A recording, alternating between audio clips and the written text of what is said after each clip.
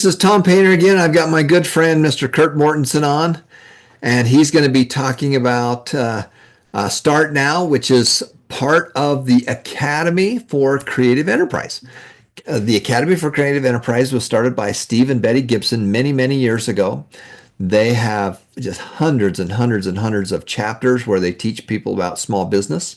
It's a nonprofit. It's a wonderful organization that we are big believers in. We are supporters of that organization, and they teach people in groups. And one of the things that we've done is we've been able to take that wonderful material and create courses here so that you can go through these courses and then hopefully, if possible, is join a group and be part of the Academy for Creative Enterprise. So Kurt's here right now, so I'm going to turn the time over to Kurt, and we're going to be talking about our lesson here. So Kurt, if you're there, go ahead and take it away. All right, glad you're back. Glad you're sticking to it as we start now to get rid of the excuses and find ways to make things happen, especially when there's no jobs. We're going to make sure that you get the skills, the tools, the techniques you need to take your life and your income to the next level and be able to help your family, your friends, your community, and help you change the world. So this is lesson 9. Again, we're assuming you've done the homework. That's part of the process, especially the faster route to get there. We're not doing the sprint route. We're just doing the marathon route a little bit at a time, a little bit at a time, a little bit at a time. So today we're getting into that daily to-do list. You think it works just keeping it in your brain. It doesn't work. The science is out. Writing it down, physically writing it down is actually better than computer, but computer phone's better than nothing. Keeping a list of prioritized tasks to complete is a critical keystone habit. So we're going to talk about those keystones today. What does that mean? But hey, we all have the same amount of time. We've got to do certain things, but this is a critical habit. So among all our habits, the most important ones are called keystone habits. A keystone in an arch supports and holds up all the other stones. By holding up all the stones, the keystone allows for the arch to stand, which in turn provides people with a passage to go through. So a keystone looks something like this. So you have all the stones, the rocks, whatever they are, but that one's just at a different angle, a certain way to hold everything together. If that keystone wasn't there, that whole arch would collapse. And that's why managing your time, having these daily to-do lists is critical for that keystone to keep everything together. Otherwise, you're wasting time and accomplishing nothing. A keystone habit works in much the same way. By creating and practicing a keystone habit, a person can support or create other habits, both positive and negative ones. A negative keystone habit, such as using drugs or alcohol, can ruin many other aspects of one's life. Conversely, a positive keystone habit, such as being honest or serving others, can improve many aspects of one's life. The importance of a keystone habit cannot be emphasized enough as it holds up or helps develop many other habits, thereby shaping our lives and determining how successful we are. A keystone habit that will help us manage our time effectively is making a daily to-do list. As we make a to-do list, it will help us maintain other good habits, just as a keystone supports the other stones in the arch. Here is how a to-do list works. At the close of every workday, we make a list of what we need to get done the next day. We do not need to limit this to only business tasks, for we can also include family, church, health, and other such items. And that's a critical piece, because sometimes we just put on the big fires on the list, but hey, we've got to take care of family, we've got church, we got health, everything. The most important things in your life should be on your list. Sometimes we make lists that's just business stuff or income-generating activity stuff. Everything needs to make it on this list. Now, if you want to do it in the evening or early in the morning, it's up to you, but it needs to be done every day. Then, as we go throughout the day, we can refer to our to-do list to help us stay on task and accomplish what needs to be accomplished. Again, there's something magical about paper where you can write it down and cross it off. It does something to the mind. You can use your phone, you can use your computer. There are apps for this. I don't care where you do it, you just need to do it. It may sound like a simple concept, and it is. That is what makes it such a powerful habit. If we are consistent in making and following a to-do list every day, we will form a channel in our mind that will help us stay focused and productive. Hey, we can go through history. Benjamin Franklin, he would put on his to-do list working, dining, reading, reflection. He'd put it on there. Thomas Edison, the famous inventor, would write lists of problems to solve and inventions to work on. Leonardo da Vinci, the artist, had notebooks of to-do lists and sketches and things that needed done. Richard Branson always carries a notebook with him to write down his ideas and things to do in his to-do lists. John Rockefeller, he was into oil, very wealthy. He was meticulous in his list of tasks and his appointments and things to do. But a lot of people don't realize where that came from. Here's how the story goes. John D. Rockefeller was one of the wealthiest and most influential business people of their time. But he had a productivity problem. I mean, he was very successful, but he was often overwhelmed with the tasks and decisions and things to do. And so he had a consultant come in to visit him. This consultant observed him throughout the day. It was chaotic, a lot of things happening. And then they said, hey, Mr. Rockefeller, just make a list of tasks you need to accomplish each day, prioritize them, and focus on completing the most important one first before moving on to the next. Now, Rockefeller was skeptical. That's too easy, whatever. I've heard that before. But then he started each morning writing down his task, ranking them in order of importance, one by one. And this simple strategy not only helped him manage his time more effectively, but also allowed him to focus on what truly mattered, leading to greater accomplishment and doing what he needed to do. That consultant, this was a long time ago, was paid $25,000 for that piece of advice, the simple to-do list. If the millionaires are doing it, you should be doing it. So why does this work? First of all, when you write it down, it clarifies your priorities. Writing a to-do list forces you to prioritize your tasks. So you're writing them down, and you're like, all right, this is on the A list, B list, C list, the most important, the most urgent. I should get to it, but if I don't today, that's okay.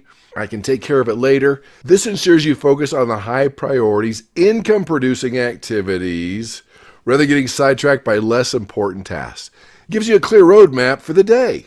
Instead of doing the fun, easy things first, checking your email, checking your voicemail, checking your investments, checking where you're going to eat lunch. No, you're doing the most important things first. And it also increases your accountability. You can see your unfinished tasks, what you didn't get done from previous days or even weeks, as a reminder of what you need to get done. It can motivate you to complete them. The second reason, a sense of achievement.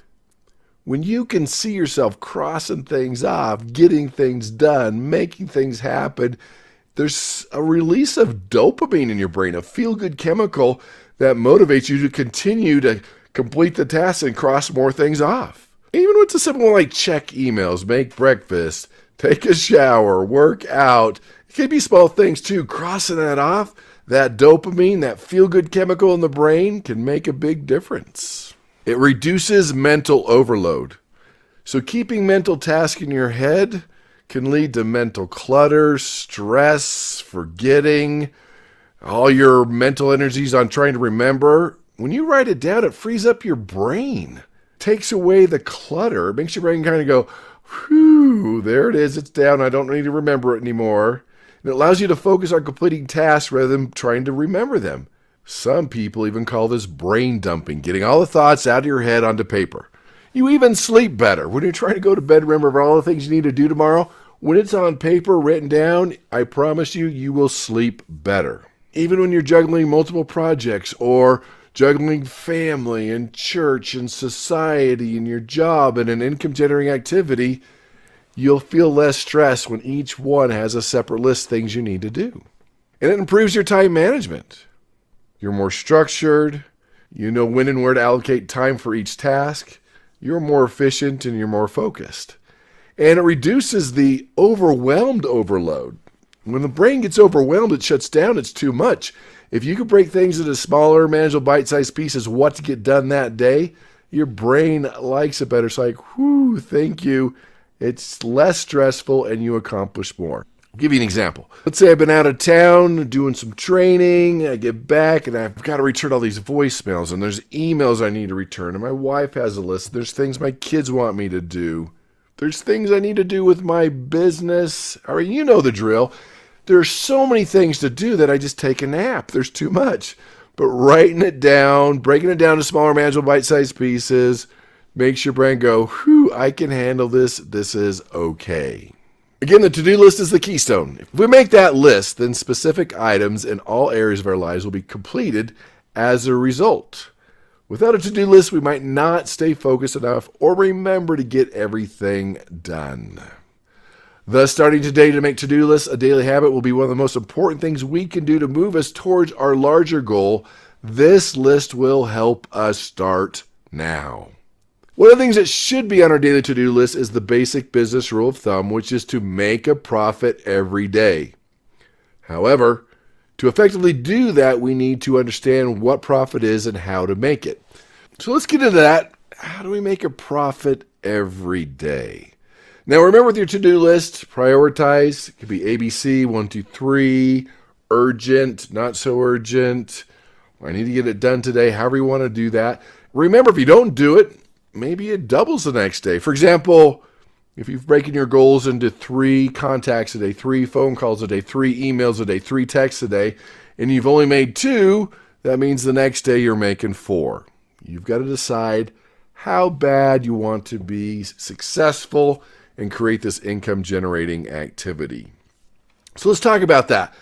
Trade to create a profit. Our income-generating activities must aim to create a profit every day. That's your goal. You do it till you have a profit. No, it's late. Haven't tried yet. No, every day you make a profit. That's how you succeed. A profit is created if our business brings in more money than it is spending. In other words, we are getting a net gain through selling our products or services. That's why it's so critical to understand profit, markup, and having a business that's making money. It's this simple.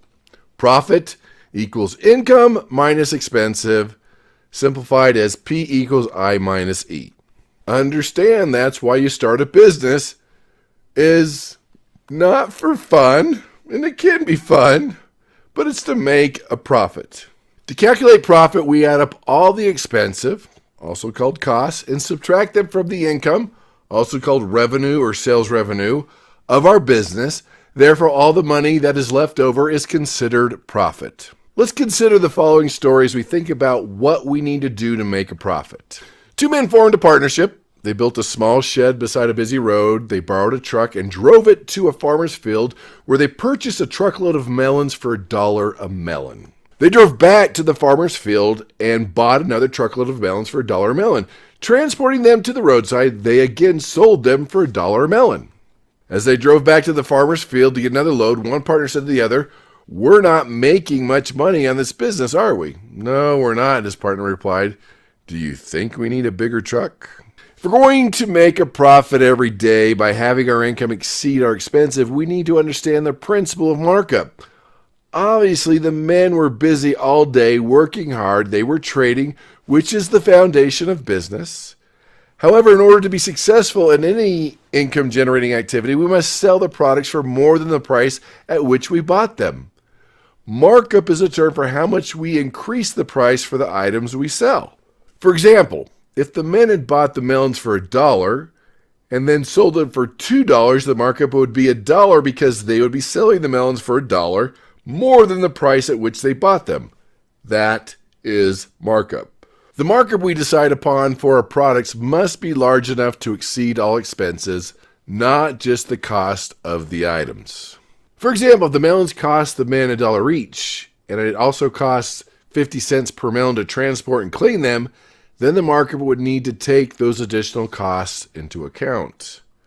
Note that the melon story teaches us about more than just the principal markup. It also shows us why changing our mindset and behavior is necessary. The 2 men in the story were repeatedly trying the same thing over and over and expecting different results. However, as we learned in lesson 2, that will not be successful. If we want different results, we have to change both what we are thinking and what we are doing. So part of your homework, and you can download this or you can just do it however you want to do it, is think about your income generating goals. This is bringing a lot of things we've talked about together to really understand and build a roadmap for your future success. Now, is this a new business? Well, yes, you're just getting started. You're starting things out. Maybe you've done a little bit in the past. You're doing it. Describe your product or service. And this needs to be done in a sentence. If somebody asks you what you do for a living, you should be able to describe it pretty fast, pretty quick, get them excited. Are they interested? Are they a potential customer in the future? How do you quickly describe your product or service? They call it an elevator pitch. What would you say to somebody in an elevator in 10 seconds about what you do? So describe your product or service. Next, how do you know people want to buy your product? Right? You've studied the market. You know they want it. I've seen this so many times where people are so excited that only the ones are the first people, which can be good, but if no one else is doing it, maybe it's not something that people want, that people pay for. Or maybe it's too soon. We see this with a lot of technology products where it's an incredible idea, but some people that are 5 years too soon fail. Someone redoes it better in 5 years, and it's a phenomenal success. So do people really want it? How can you make it a little bit different? What problem you're trying to solve? Are you sure this is something you want? Just because your mom says it's a great idea, they would buy one, doesn't mean that you should do it. How do you know? If other people are doing it, then you could be doing it. If no one's doing it, probably need to relook at it and say, well, wait a minute, do people really want us? You might think it's the greatest thing ever, but do other people want it? So how do you plan to sell your product? Internet, people you know in the community, from your front door, open a store, get space in an existing store. What's your plan? And then from there, how will you increase your profits? Is it buying in bulk? Is it referrals, word of mouth, finding better ways to market, doing it quicker, better, faster, easier? Things you need to be thinking about. And then you think about, okay, what are your costs? And of course, with that, include a wage for your time. You've got to be paid. You got to pay yourself first. But what are your costs? What is your wage to get those melons, to rent the truck, to get them there? Whatever it is, you have to look at your costs, including your own time. How will you keep track of your records? Hey, we're okay with on paper, on computer, on your phone, outsourcing to an accountant or to someone you know. Doesn't matter how it happens, but it does need to happen. What is your goal for how fast you want to pay yourself a minimum wage salary? Now, of course, that tends to happen last when you start a business, but hey, how soon till you want to pay yourself? Then you start thinking about, okay, how could we innovate, be a little different to make your product or service more competitive? Do you offer better quality, better service, a better guarantee? Is it more convenient? Is there extra quantity? You get the drill here. How can you do that? And the final question, what will your strategy be to gain new customers and manage the relationships with suppliers? Buying in bulk, delivery, free delivery, you're picking it up. You don't have to pay for 30 days, 60 days. There's different strategies you can use to manage that relationship with your suppliers. So what's your homework? Start your daily to-do list. Put it all on there, from hugging a child to making 3 compliments a day to telling your spouse you love them to making 3 phone calls. Everything makes it on the list, and then prioritize it. Make sure the most important things in your life are prioritized. Start doing it. Doesn't matter where, just do it. And then start making your income-generating activity goals. You have the questions, or you can download the form, whatever you need to do. Make sure it happens. Strategize. Mentally prepare yourself. The reality is the universe will not reward you physically until you've created it mentally. So you're doing this through goals and your to-do list. You're mentally seeing it happen. Then once you've done that, it's going to start happening. So do it. Make it happen. Make a difference. Strategize. Do your to-do list. Get your goals written and go out and make your business successful. Take care of your family, take care of the community, and go out and make the world a better place. Thanks, Kurt. And again, a big part of your 5 steps to financial freedom and 7 steps to wealth is you need to make more money. So step number 1 is to make more money. You do that with a job and a small business. You add more value, you solve bigger problems, and you study successful people. But step number 6 is crucial. Step number 6 is to make more money with real estate and your businesses. You have to have both of those. And so a big shout out, a big thank you to Stephen and Betty Gibson, who are the founders of the Academy for Creating Enterprise. They are a nonprofit educational foundation that goes out and teaches people about how to start and to run these small businesses.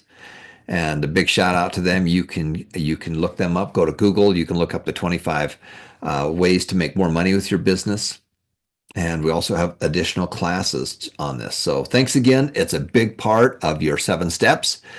Thanks for watching, everybody.